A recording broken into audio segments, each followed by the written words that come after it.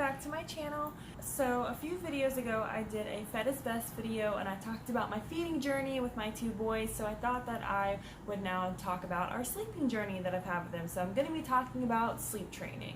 For those of you who do not know me, my name is Lauren. I have two beautiful boys. My oldest, who is Nicholas, who is just a little bit over 2 years old, and my youngest, who is Adrian, who is just turning 9 months this week. So I actually feel like I'm going to get a lot of controversy over this video because sleep training I feel like is a sensitive subject for mothers, and since I just talked about breastfeeding and formula feeding, which is also a sensitive subject for mothers because we seem to always get flack for whatever we choose, I'm now thinking that we need to start talking about sleep training.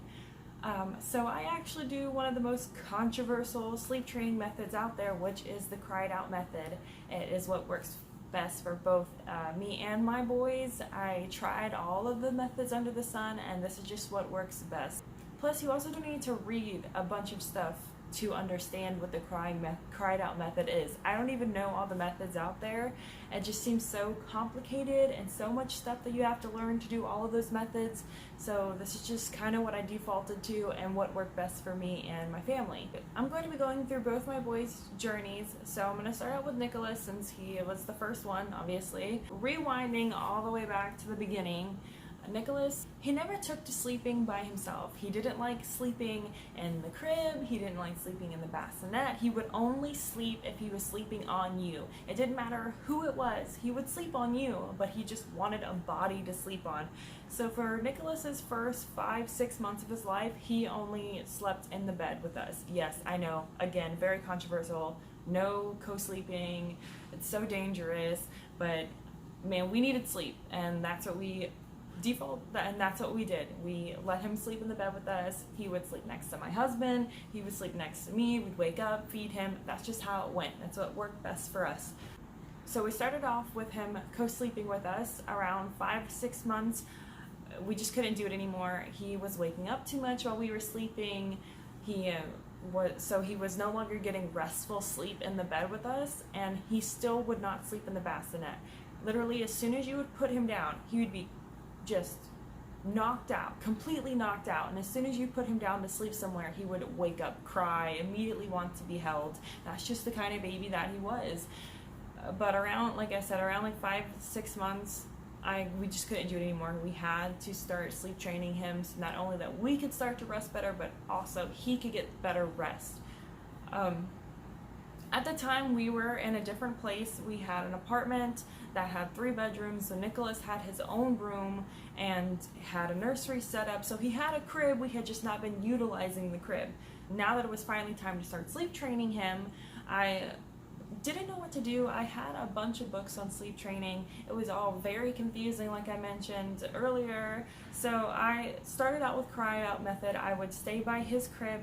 Now, this isn't the official cried out method. Like normally, you know, you leave the room for 15 minutes or so and then you come back, and that's a different cried out method, or you could just leave your baby in there altogether, but I didn't like the sound of that. So my routine for Nicholas to get him to go to bed was I would just rock him gently in my arms and give him a lullaby until he was just about to sleep, and then I would place him in the crib and give him his binky and cover him up. Once I'd set Nicholas in the crib, I would give him his pacifier and just try to soothe him to sleep the best that I could. So if he tried to get up on his hands and knees, I would lay him back down and cover him up with blanket and give him his binky, and I would just repeat that process until he wore himself out and went to sleep. I did this for a couple of nights and he seemed to kind of get the picture, but if he woke up like a short time afterward, like 30 minutes or an hour afterward, I would let him cry it out, and it normally only took like 10-15 minutes.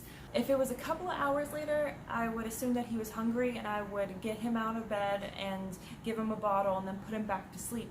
With Nicholas, he did not sleep through the night until he was a year old. So he normally woke up around 11 and 5 in the morning to eat. And when I got to 5 in the morning, my family was tired, or at the time I was working, so I'd be getting up to go to work. So he would just get in bed with one of us and we'd give him the bottle, and he'd probably sleep for a couple hours more, like until 7 or 8, and then would wake up. Now Nicholas was going to work with me at the time, and I would leave for work to get to work on time at like 7:10. So He would sleep in bed while I was getting ready for work, and then would go to work with me, and by that time he was awake and ready to go. And like I said, that continued on until he was a year old. And then once he hit a year, he was sleeping through the night completely. I don't know if it was the change from formula to milk, I don't know what it was, but he slept through the night completely, and we didn't have any problems with his sleeping unless he was teething or going through like a regression or a phase where he was getting up through the night. But it was never hard to put him to bed. Nicholas goes to bed so easy. You don't have to sing him a lullaby, you don't have to have any kind of routine. He'll just go to bed. You walk in the bedroom, you say it's time to go to bed, you can sing him a lullaby if you want, you don't need to, and I just put him in the crib. Now he's in a toddler bed. I just put him in the crib and he'll go right to sleep. No fussing, no nothing. He does need his bink, but that's it. And that's why I love the method that we chose, because it was not that stressful on us, it wasn't that stressful on him, and now he sleeps through the night with no problem. He can sleep in any bed, can sleep in any house, can sleep anywhere, as long as he's in a dark room, and he'll go to sleep. Now, Nicholas does not like to sleep in strollers or anything like that. If you're around people, he won't go to sleep, but he's a toddler. He wants to be up and be doing what everybody else is doing. He will sleep in a car seat, but that's about it. Now moving on to Adrian, we live in a different place now where there's only 2 bedrooms. So the only way that we were going to get Adrian to sleep in a crib is if he was sleeping in the same room as Nicholas. Adrian was a completely different story. He would sleep on his own from day one. He slept in the swing. When he came home, he would sleep in the bassinet. He was a very good sleeper in the beginning on his own. And I would just nurse him to sleep, and he would sleep in the crib or the bassinet. Now, I could also sometimes transfer him from the boob to the bassinet, but he really wouldn't stay in bed that long. He wouldn't take long naps in the bassinet. And he didn't really like swaddling or any of those kinds of things. And he also did not like binkies, so he had no other way to soothe himself. Another thing that was really different, I talked about this in my Fed is Best tag, and I'll leave a link for you guys as well. Nicholas was formula fed and Adrian was breastfed, so I had a completely different learning curve. Waking up in the middle of the night like that many times to feed a baby was very exhausting for me, and to cope with that, Adrian also co-slept with us at night. So his nap times during the day were mostly done in the bassinet. Because I had to be chasing after Nicholas, so I cannot have a baby sleeping on me, and it just didn't work. But at night was a different story, and I will completely say it's out of laziness that he slept in bed with us and I didn't put him back in the bassinet. A lot of times at night, if I tried to put him back in the bassinet, he would just wake up as soon as I put him down and would not sleep in the bassinet. Around 4 months, I was Googling like every other mom out there, and I was looking for like the normal average time that babies would start being sleep trained, because I wanted to do a better job with Adrian than I did with Nicholas, because I just wanted things to be easier, not only on us, but if Adrian had to sleep somewhere else, I wanted it to be easier in general, easier for everyone, easier for me, easier for him, everything like that. So around 4 months, I started trying to do the cry it out method again with Adrian, but this time a little differently. I would put him down in the bassinet, and I was doing the interval thing where I would get him just to where he was about to go to sleep, put him down in the bassinet. Of course he would cry right away. I would leave the room, for 10 minutes and then come back to soothe him again. It did not work. He just was not ready. He would just be hysterical. And as a mother, you slowly, at least with me, over time, you can tell what kind of cries your baby is letting out. There is upset, general, fussy, not really as intense. It's just a more of a subtle cry, like I want your attention cry. And then there's the hysterical cry, like I am obviously upset, I'm not going to calm down cry. Those are the 2 main cries that I can tell the difference for. With Adrian, when he was 4 months old, the cry that he was giving me when he was in the bassinet while I was trying to sleep train him was, I'm not going to calm down, this isn't going to work, I will not go to sleep kind of cry. So I didn't even try it for a second day. I tried one day with that method, and then I was just like, it's just not gonna work. So I continued to sleep with him, and then around 8 months, yes guys, 8 months, our AC went out in our apartment, so me and my husband were staying with my in-laws, and the whole time Adrian slept in bed with me. Every nap was on me, every nighttime sleep was in bed with me. I'm a very light sleeper, so this, sleeping in bed with me is actually very easy because I wake up at every movement that he does, which means I don't get any sleep, but it also means that I'm not rolling over and sleeping through him crying. After so much contact for so long, I was just really burnt out, and I knew then and there that it was done. Sleep training needed to happen.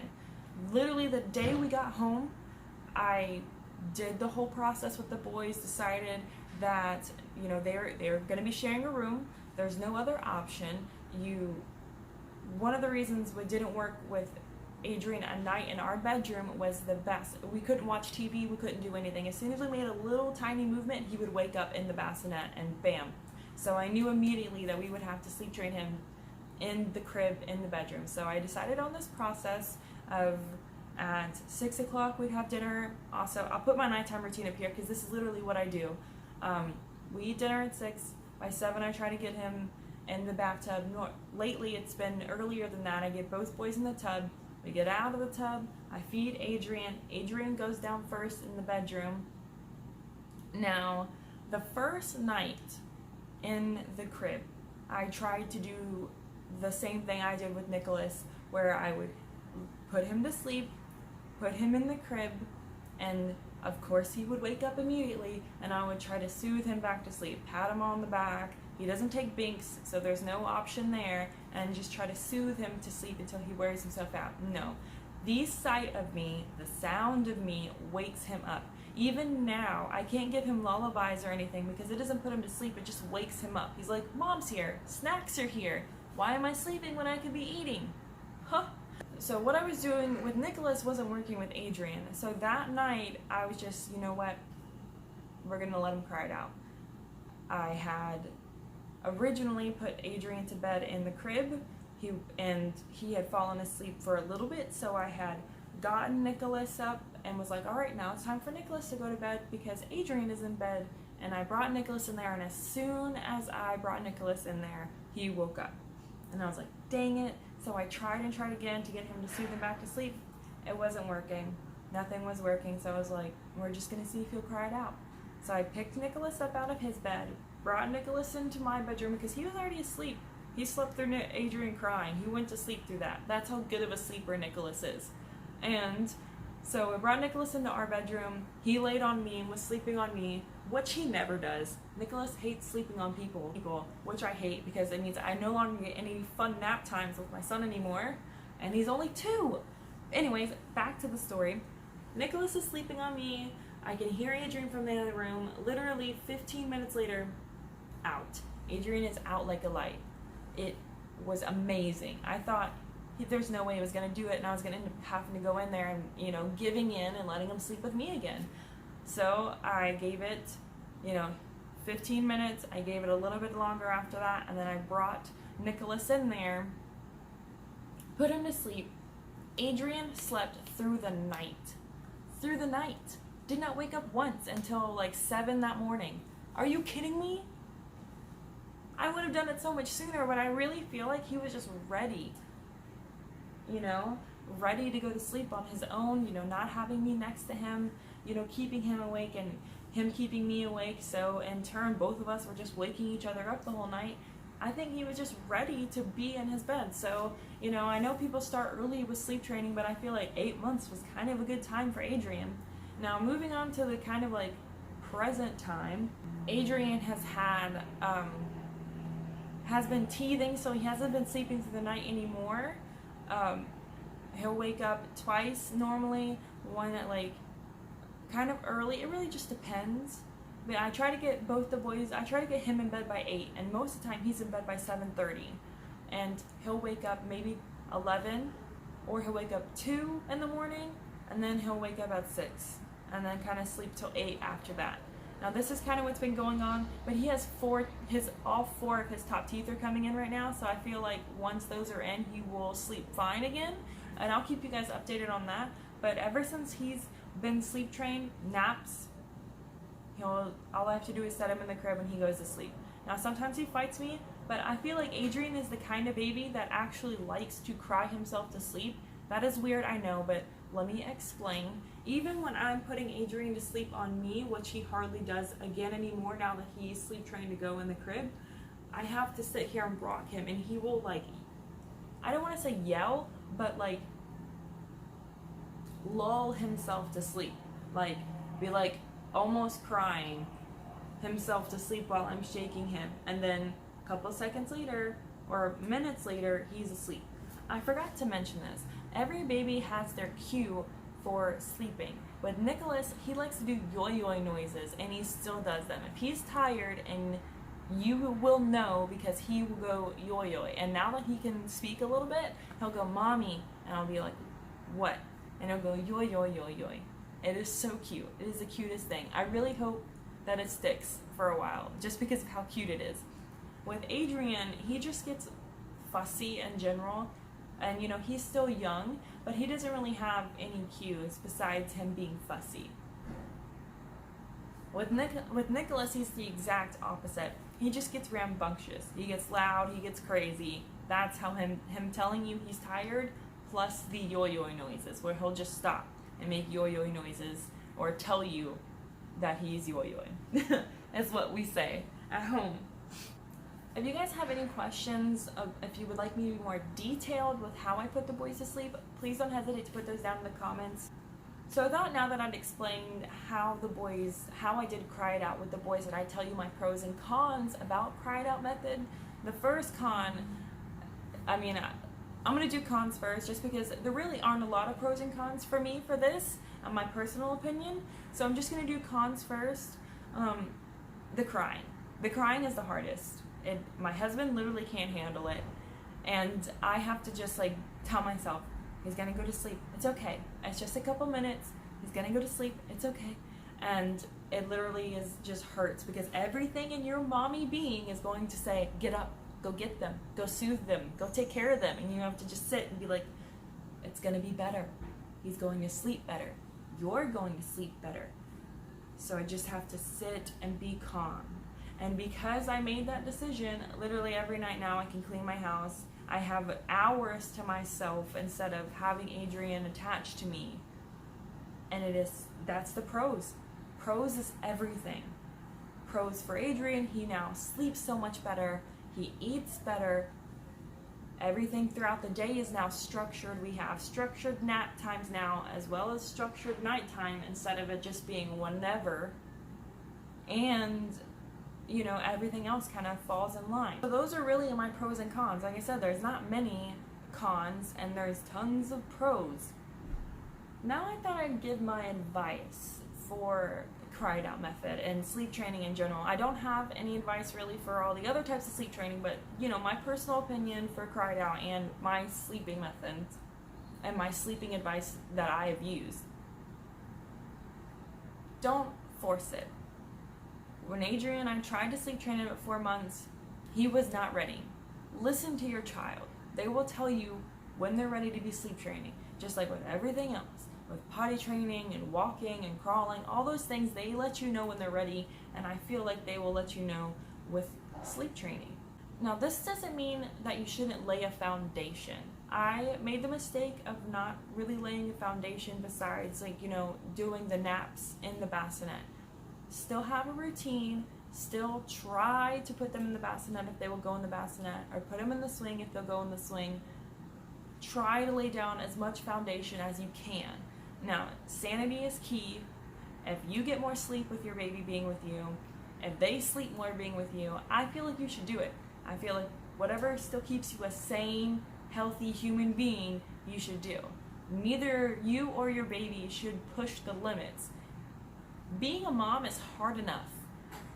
Don't put added stress on yourself just because you want to beat one of your friends at sleep training, or that you want to be this top tier mom. It's not going to make you better. It's not going to help your baby. So you might as well just take it one step at a time and do what's best for you and your baby. Now, I'm not saying it's best for your baby. I don't know you. I know me, and I know that this worked for me, and that in general, listening to Adrian worked better for me. It was better for him for me to not force him to sleep train at 4 months and wait till he was 8 months. And also, let me put this out there. Do whatever works for your family. Cry out method isn't going to work for everybody, and there are tons of different types of sleep training methods out there. Start out with what you're most comfortable with and what you think will work. Research as much as you want, or don't research at all and just try whatever you want. There are no rules.